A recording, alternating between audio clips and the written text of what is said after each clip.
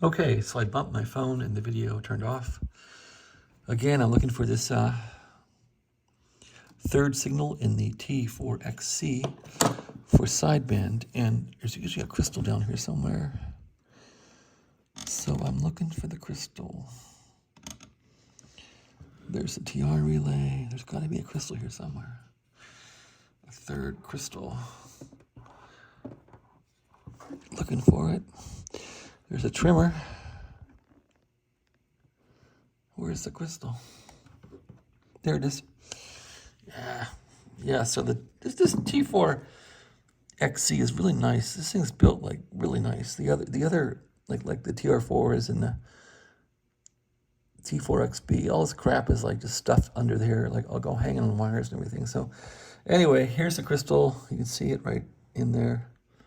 Get my screwdriver in here. Okay, the screwdriver is butting up against that crystal there with the little frequency trimmer.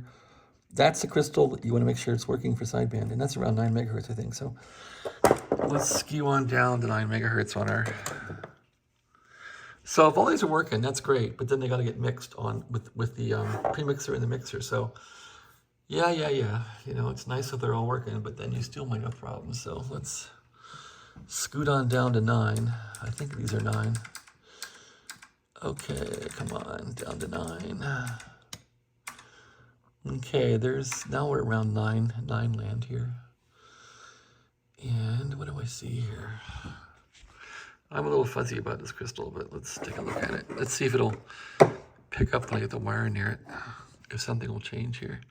I think it's 9 or thereabouts. If not, we'll look at the manual.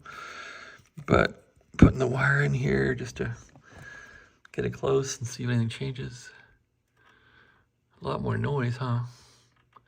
So I'm seeing a signal at 8.4 come up. And what else?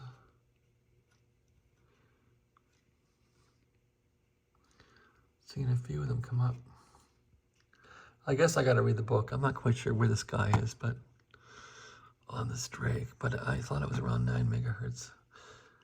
Maybe not. Anyway, that crystal has to work too. I wonder if it only works in sideband mode, if it's transmitting. I wonder if that's true. Let's go to tune mode here. I think it works all the time, but let's see if it'll go. Okay, tune mode. A little bit of plate. Let's crank it down. Don't care about plate right now. Okay, my plate's down. The drive's down a little way. And we're transmitting here. Okay, yeah, see that 9.2? That thing is strong. So I'm going to clip this thing on close by here, like that. So no contact. Now I'm going to go from SSB lower to upper. So it'll change that frequency a bit when you go lower to upper. So watch these little signals here, and yep, see that? So it's around 9.2. See how that will dink up and down like that? It changes a bit. And I'm not sure why I'm not getting a signal there. Let's see. Let's go like this. All right, so 9.2. Okay, there it is right there. And if I change the sideband button here for upper and lower, that will change to meet the sideband. So that's working correctly. So now we have these 3 signals, and that is a good thing. All right, so before I flip this thing down, what can we say about the undersides of this thing? This trimmer, I know you want to phase that to get your injection right, but haven't touched that yet. Drake put everything on beautiful, neat little fiberglass boards. This is the first time they went fiberglass.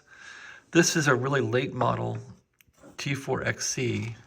I'm really pleased that I have this thing, and you can see how gorgeous this thing is. It's really done well.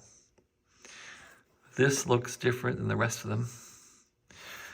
They usually don't use this fiberglass bar, and this one they did. It's not steel. The detent that was down here and bolted in the back is now in the front for the band selector switch. The relay is a different color, so it must be a different vendor on that. It's just a whole, so when I think about the Tempo 1 slash FT200, that was competition to their TR4, and they really kind of stepped it up to get this thing really tidy. So I think the a later model of a T4XC is worth your money if you can find one. I'm certainly happy with this radio so far. Of course, I haven't tried it yet as far as a QSO or talking to anybody, but I'm pretty happy with it, the way it looks. So anyway, what can I say? And my friend who was mucking around this PTO, yeah, they did move a bunch of stuff out to the PTO. So here's the PTO here, and you can locate the board. So the PTO has wiring that comes down from it. I'm looking for the wiring now. There's wiring here. And it all goes on that board. There's the PTO.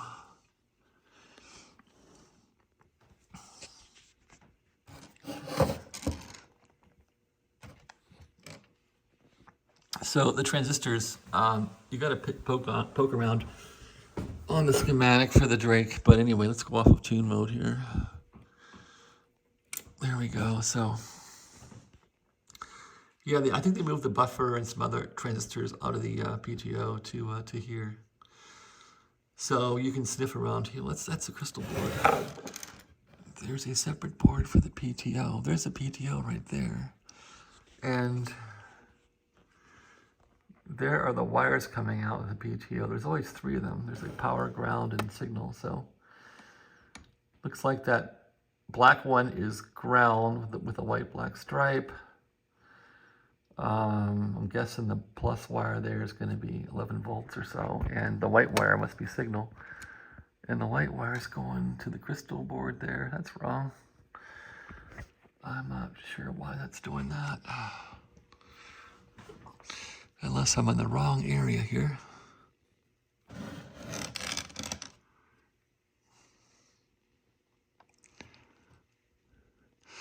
Yeah, I've taken these apart many times to service the PTO. This one seems like it's pretty good. No one's really mucked with it, so I'm really happy about that. This video is almost usable the way it is.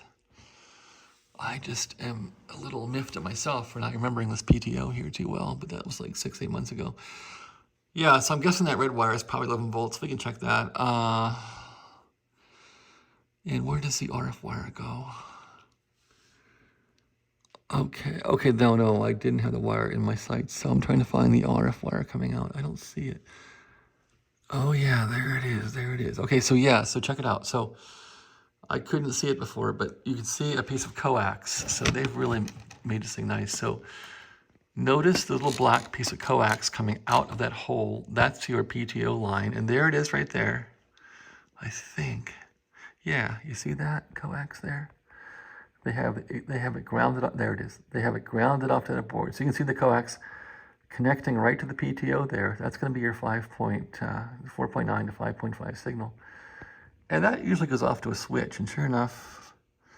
So yeah, so no, this PTO is self-contained, and everything is going off to a switch down here. That's where it goes. It goes down there, I think. I don't know. I've had to debug that before where the coax is melted.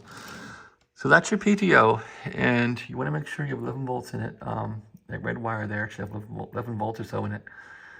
And if you have 11 volts and you have good ground and there's no output, then you probably got to take the PTO off and resolder connections on it. So that's that. I'm going to turn this thing off in a minute so I won't get shocked. Turn it off. Let's see, how does this thing go off? It goes off like what? Like that. Okay, that turns it off. So a friend was asking, how do you take this PTO off? If you want to get the whole PTO off and you want to take it off the radio, that's hard, but you take off this knob here with a screw. There's a screw for the knob that comes off. Knob comes off with a screw right there. Knob comes off. You take this ring off. Then there's screws under here that hold the PTO on. There. This lamp drives me crazy. It just changes when you bump it. Come on. Okay, full power. There we go. So yeah, so this PTO has 3 screws. There's 1 screw in there. It's a flathead screw right there. And there's 2 more. And they're going to be behind it. So you got to get the screws out and get them out. And then the PTO will... Okay, so you got to find those 3 screws and dig them out. That's not easy. And once those are loose, of course, you take out the 3 wires, power, RF, coax, and all that to drop the PTO out. I wouldn't do that, though. I hate dropping the PTO out. And then you want to unhook the spring here. And you got to take this little shield off here. There's 2 screws in here. That slips away. And then your PTO, will it come out then? It will. Pull these tubes out to give you room and you can wiggle it out. But I wouldn't go that far. I wouldn't take the PTO out. What I usually do is this. To fix it, you first want to dial back your rod to get it slipped into the PTO, which I guess would be a lower frequency because it's retracting. You want to keep that rod out of the way of the cover. So that will retract it. Okay, not too far either. Then these little clips hold the cover on, so you take the spring off here. It's a tension spring for the tuning, because the tuning fork in here can be loose and cause it to have different resonance. So you want to keep tension on the tuning fork in here. Well, not a tuning fork, it's like a drive fork.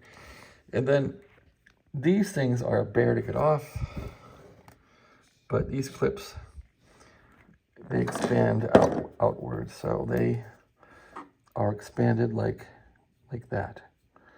And they have little teeth. There's little teeth here, gripping into here, a tooth down there. So you want to get onto here like this, compress them, and then try and get one side loose, then the other side loose, and be very, very careful. You can break things. The cover comes straight off, and then you can solder connections in there, make sure they're all tidy. Be careful, and you're good to go. So I've done that on a bunch of PTOs. You can look up my other videos on how to fix a PTO. So that's that. Yeah, the T4XC, they move all the pots over here, which is pretty cool. And so you plug your mic in back here. There's nothing on the side anymore, no controls on the side. This thing is really clean. I can't believe how clean this thing is. It just survived. I think it must have been put into like storage or something. Temperature controlled storage. I don't know. It's pretty nice. All right. I think I've covered it for my friend and any other interested parties on the T4XC, at least purchasing one and checking it out and maybe fixing it. Okay, yeah, so the 2 tubes in question, there's a premixer here and a mixer. I think that's a premixer. This will take the PTO, the 4.9 to 5.5, you mix it with the crystals, which are all underneath there, and you'll get a, I don't know if it's I guess a sum out of that. And then this is the mixer here. So this guy will mix that signal with the SSB signal from back here. And then just like a receiver, this thing has IFs and filters. Here's your sideband filter here. And that'll filter out one sideband or the other. Then of course, every stage here has a tuned circuit. So you line the tuned circuits up over here. And this rotary here actually controls the inductance in these tuned circuits here. So you can see when I turn the rotary here, you'll see those will retract or they'll insert into the coils, changing the inductance. That's how that works. I've been told that's like a 1920s, 1930s design, but you know what? This is a good front end because right there, it's going to block out lots of stuff that you don't want to have in your front end. So it's pretty nice. What else? These are, I think, the matching transformers that match this this filter here. So these 2 are the 2 matching transformers for input and output, I think, on this thing. I think that's an IF. There's not much else in this thing. It's not as complicated as the receiver is. And then if you're trying to debug the radio, you can actually then coil the loop of wire from your sniffer around this 12BY7 and sniff for a little bit of drive. Sometimes this tube's bad or something's bad with it, and you might be getting a bit of drive. Actually, this mixer will give you drive, so you can coil around that mixer, and you can look for drive. So what I mean coil around it, you can just take a little antenna loop here, which is stuck under the radio, and coil it, if I can get the thing unstuck here. Yeah, this is not a very great video. I'm sorry, it's not well scripted. But I guess if you're willing to put up with it, you can learn from it. So what I mean is, if you're trying to debug this thing, you can loop around the mixer here, and then sniff on your receiver or sniff on your RTL SDR and listen for a signal. And this should be the output signal. And of course, when you tune these got to be right on the money pretty much to get any signal into the 12BY7. So you have to make sure this thing's tuned exactly. And so what you can do is, if this thing's like way messed up, you can put something around the 12BY7 and tune this thing for a bit of signal, and then tune these. And when you tune those, you want to make sure you're in the right band and the right setting here, and then tune the correct band over here. And then when you start hearing a signal, the 12BY7 should pick up, and then you'll start seeing some drive on these on the plate current here on the finals. So that's how to do that. That's about it. I'm not sure what else I can say today. Hopefully I've helped my friend in New Hampshire who's working on his T4XC. Yeah, this can go bad too. So you really want to, I think they've improved it in the T4XC, but T4XB, this thing's a real mess. This switch is like really loose, and this thing can wiggle, this can wiggle, the switches wiggles, and the contacts get all messed up, and these wires get all messed up, and this is a point of concern on a T4XB. Not sure about a C, but if you're not getting signal, you really want to check that this is working right, and you can wiggle this a bit and see if it pops on, if you start getting drive. That's been a concern in a couple radios I fixed. So that's about it. Enough of my lecture here on the old Drake T4XC. I've been working on these little tempos for a while too. These are pretty good. They don't receive as well as a Drake, but they're nice. I don't know why. I guess I picked up one of these cheap, and I started screwing around with them to figure out how it worked. These were difficult to figure out compared to a Drake. I finally figured them out. So there's the R4B that I plan to use with that Drake. That's been a great receiver. Or R4A. This is a wonderful R4A. So this is the radio that inspired me to buy the T4XC transmitter, because I wanted to have a pair with that one. And I kept buying these old junky tempos and fixing them, and I was very stubborn on, if I got a parts radio, I would kind of feel bad and make it work. So I think all these work now.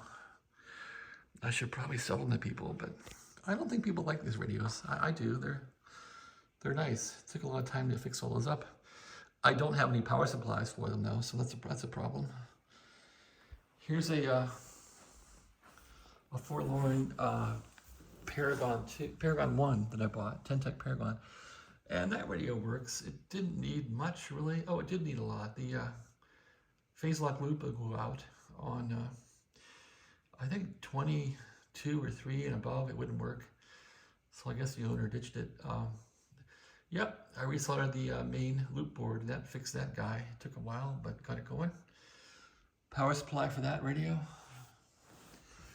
Here's the dynamotor that goes with that World War II radio.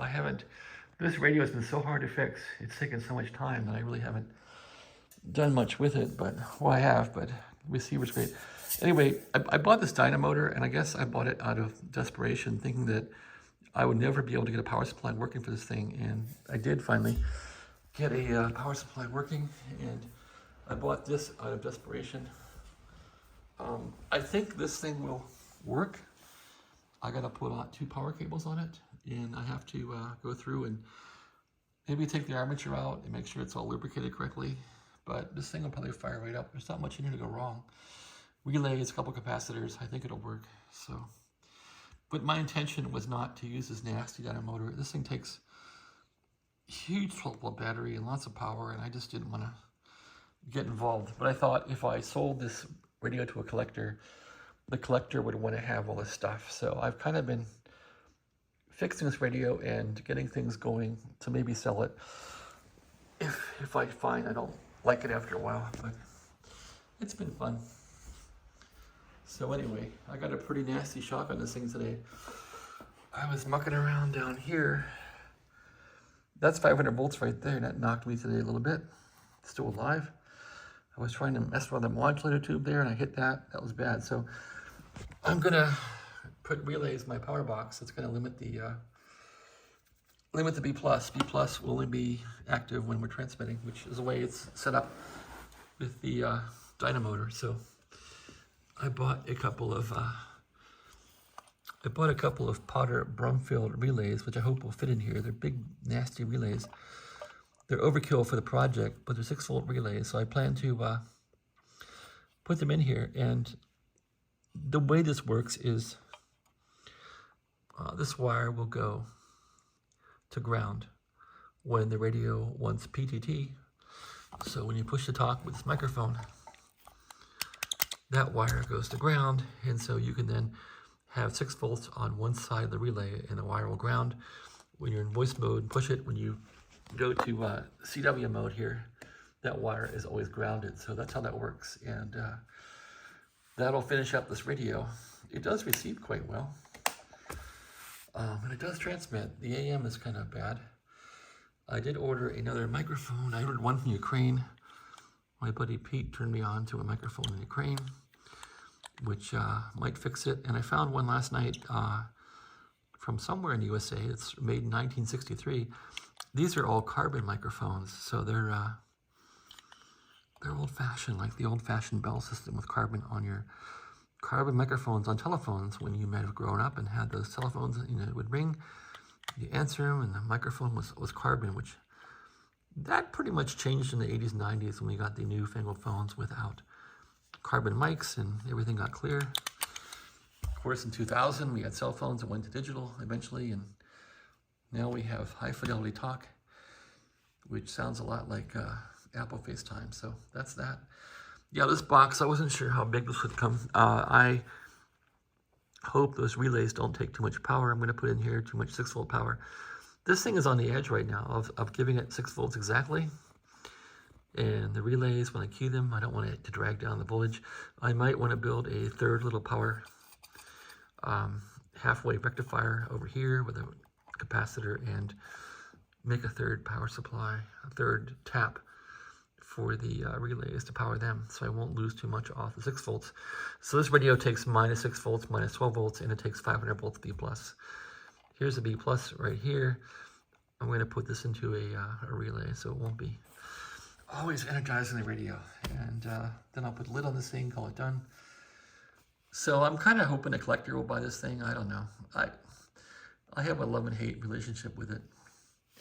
And somebody broke this plug. This is really irritating, but this plug has been broken since I got it. And I don't know how they broke that, but I also had to hand make this cable, which wasn't easy.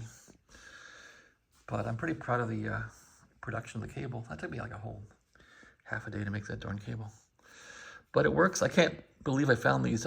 These are called, I think, not Amphenol. These are Canon P connectors. I think these are used in broadcast, so I never had even heard of those. But that's pretty much, I had to make an interface between the odd Canon P connectors and the power supply for the radio, which is around here somewhere. And the power supply, I just used a cheap octal here.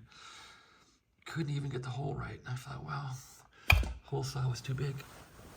But I wasn't gonna get a new box. Power supply is around here somewhere for this radio. Anyway, I want to get these radios all done and get this room cleaned up. It's really a disaster in here, and quit playing radio, get back into my IT work, which keeps me going here, keeps us going, and I think I gotta shut down the radio hobby for a while. It takes way too much time, and it's also dangerous fixing this stuff. I mean, this thing can kill you if you get shocked too many times with it. So I'll be glad when it's done. Okay, well, long video, rambling. Thanks for watching. Have a great day.